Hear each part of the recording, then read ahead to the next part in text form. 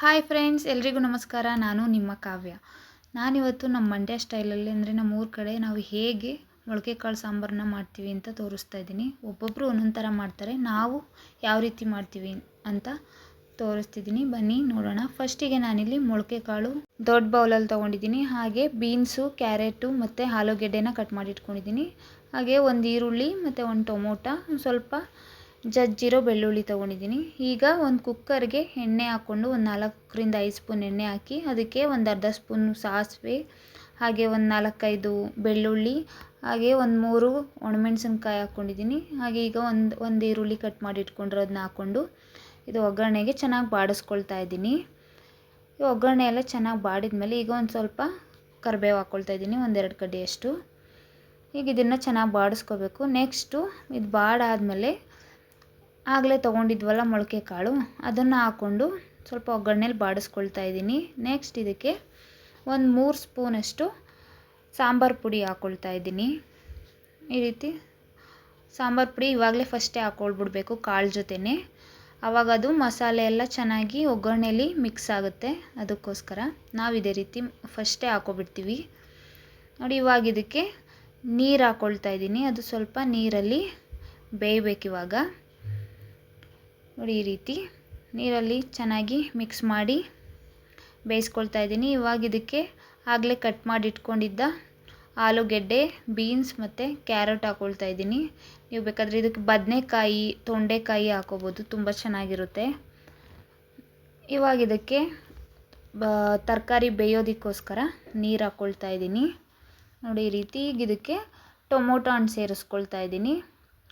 ನಾನಿಲ್ಲಿ ಒಂದೇ ಒಂದು ಟೊಮೊಟೊ ಹಾಕ್ಕೊಳ್ತಾ ಇದ್ದೀನಿ. ಯಾಕೆಂದರೆ ನಾನು ಹುಳಿಗೆ ಸ್ವಲ್ಪ ಹುಣಸೆಹಣ್ಣು ರಸನೂ ಹಾಕ್ಕೊಳ್ತೀನಿ, ಅದಕ್ಕೋಸ್ಕರ ಒಂದು ಟೊಮೊಟೊ ತೊಗೊಂಡಿದ್ದೀನಿ. ಇವಾಗ ಇದಕ್ಕೆ ಒಂದು ಮಿಕ್ಸಿ ಜಾರ್ ತೊಗೊಂಡು ಅದಕ್ಕೆ ಸ್ವಲ್ಪ ತೆಂಗಿನಕಾಯಿ ತುರಿ ಮತ್ತು ಸ್ವಲ್ಪ ಕಡಲೆ, 1-2 ಸ್ಪೂನಷ್ಟು ಹುರ್ಗಡಲೆ ಹಾಕ್ಕೊಂಡು ಅದನ್ನು ಮಿಕ್ಸಿ ಮಾಡ್ಕೊಳ್ತಾ ಇದ್ದೀನಿ ನೋಡಿ. ಇದಾಗಿದೆ. ಇವಾಗ ಇದನ್ನು ಸಾಂಬಾರಿಗೆ ಸೇರಿಸ್ಕೊಳ್ತಾ ಇದ್ದೀನಿ. ಇದು ತಿಕ್ನೆಸ್ ಮತ್ತು ಟೇಸ್ಟಿಗೆ ತುಂಬ ಚೆನ್ನಾಗಿರುತ್ತೆ. ಈ ರೀತಿ ನಾವು ಎಲ್ಲದಕ್ಕೂ ಆಲ್ಮೋಸ್ಟು ಈ ರೀತಿ ಕಾಯಿ ಮತ್ತು ಹುರ್ಗಡಲೆ ಹಾಕಿ ಸಾಂಬಾರು ಮಾಡೋದು, ಹಾಗೆ ಮಾಡಲ್ಲ. ನಮಗೆ ಸ್ವಲ್ಪ ತಿಕ್ನೆಸ್ ಆಗಿದ್ದರೆ ಚೆನ್ನಾಗಿರುತ್ತೆ ಸಾಂಬಾರು ಅನ್ನೋ ಕಾರಣಕ್ಕೆ ನೋಡಿ. ಇವಾಗ ಇದಕ್ಕೆ ಸ್ವಲ್ಪ ನೀರು ಸೇರಿಸ್ಕೊಳ್ತಾ ಇದ್ದೀನಿ. ಅದೇ ಮಿಕ್ಸಿ ಜಾರಿಗೆ ನೀರು ಹಾಕ್ಕೊಂಡು ಸೇರಿಸ್ಕೊಳ್ತಾ ಇದ್ದೀನಿ. ಇವಾಗ ಇದು ಚೆನ್ನಾಗಿ ಕುದಿ ಬರ್ತಾಯಿದೆ. ಈಗ ಇದಕ್ಕೆ ಹುಣಸೆಹಣ್ಣು, ಒಂದು ನಿಂಬೆಹಣ್ಣು ಗಾತ್ರದಷ್ಟು ಹುಣಸೆ ರಸನ ಸೇರಿಸ್ಕೊಳ್ತಾ ಇದ್ದೀನಿ. ಒಂದೇ ಒಂದು ಟೊಮೊಟೊ ತೊಗೊಂಡಿದ್ನಲ್ಲ, ಅದಕ್ಕೋಸ್ಕರ. ಇದು ಹುಣಸೆ ರಸ ಹಾಕಿದ್ರೆ ಟೇಸ್ಟ್ ಚೇಂಜ್ ಇರುತ್ತೆ, ತುಂಬ ಚೆನ್ನಾಗಿ ಬರುತ್ತೆ ಟೇಸ್ಟು. ಅದಕ್ಕೋಸ್ಕರ ಆದಷ್ಟು ಹುಣಸೆ ರಸ ಬಳಸಿ ಸಾಂಬಾರಿಗೆ ಅಂತ ಹೇಳ್ತೀನಿ.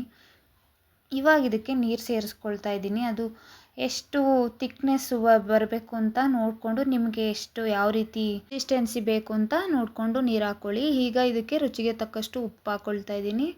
ಹಾಗೆಯೇ ಲಾಸ್ಟಿಗೆ ಕೊತ್ತಂಬರಿ ಸೊಪ್ಪು ಹಾಕ್ಕೊಂಡು ಇದನ್ನು ಮಿಕ್ಸ್ ಮಾಡಿ ಒಂದು 4 ವಿಸಲಷ್ಟು ಕೂಗಿಸ್ಕೊಳ್ಬೇಕು. ಏಕೆಂದರೆ ಹುರುಳಿಕಾಳು ಆಗಿರೋದ್ರಿಂದ ಚೆನ್ನಾಗಿ ಬೇಯಬೇಕು ಹುರುಳಿಕಾಳು ನೋಡಿ. ಈಗ ನಾನು ಕೂಗಿಸ್ಕೊಂಡು ಆಗಿದೆ.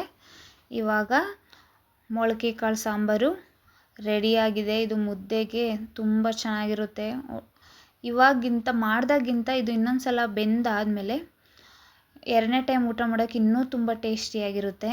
ಈ ರೀತಿ ಮೊಳಕೆ ಕಾಳು ಸಾಂಬಾರು ಮಾಡ್ಕೊತೀನಿ, ತುಂಬ ಹೆಲ್ತಿಗೆ ಒಳ್ಳೆಯದು. ಈ ರೆಸಿಪಿ ಇಷ್ಟ ಆಗಿದ್ದರೆ ನನಗೆ ಸಪೋರ್ಟ್ ಮಾಡಿ friends. Thank you so much.